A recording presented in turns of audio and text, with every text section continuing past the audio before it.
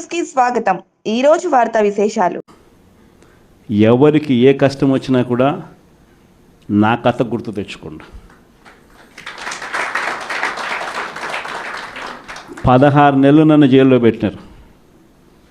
నా మీద కేసులు వేసింది కూడా మళ్ళీ ఎవరో కాదు, అటు కాంగ్రెస్ ఇటు తెలుగుదేశమే.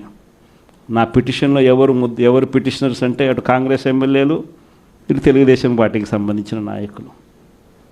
కేవలం రాజకీయంగా ఎదుగుతున్నాను అని ఒకే ఒక కారణంతో దొంగ కేసులు బనాయించారు. 16 నెలలు జైల్లో పెట్టినారు. కానీ ఏమైంది? బయటికి రాలా? ముఖ్యమంత్రి కాలా?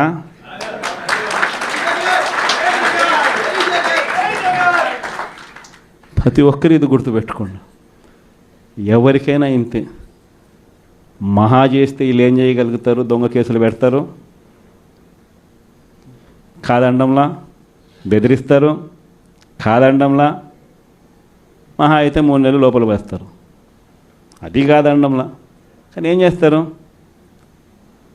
3 నెలల తర్వాత మళ్ళా వస్తాం, రెట్టించిన ఉత్సాహంతో మళ్ళా పనిచేస్తాం.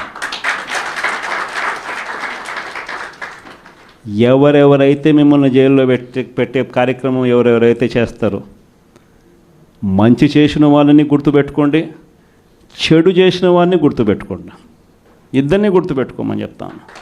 ఊరికే చూస్తూ ఊరుకోం. వైఎస్ఆర్ కాంగ్రెస్ పార్టీ బ్రతుకుతుంది. వైఎస్ఆర్ కాంగ్రెస్ పార్టీ ఈ రాష్ట్రాన్ని ఏలుతుంది అని కూడా ఈ సందర్భంగా చెప్తాను. మరో 30 సంవత్సరాలు ఏళ్తామని కూడా ఈ సందర్భంగా కూడా మరి గట్టిగా కూడా చెప్తాను.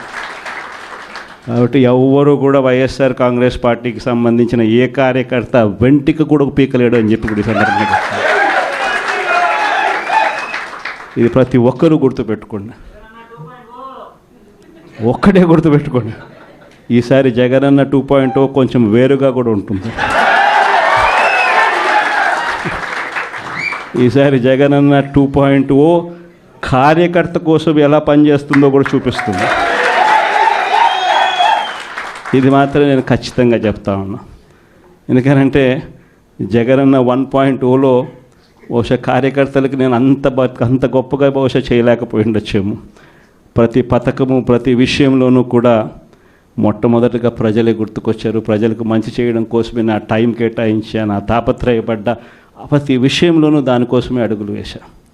కానీ జగనన్న 2.0కి వచ్చేసరికి మాత్రం చంద్రబాబు నాయుడు కార్యకర్తలకు పెడతా ఉన్న ఇబ్బందులు చూసా, కార్యకర్తలు పడతా ఉన్న అవస్థలు చూసా, కార్యకర్తలు పడతా ఉన్న బాధను గమనించా.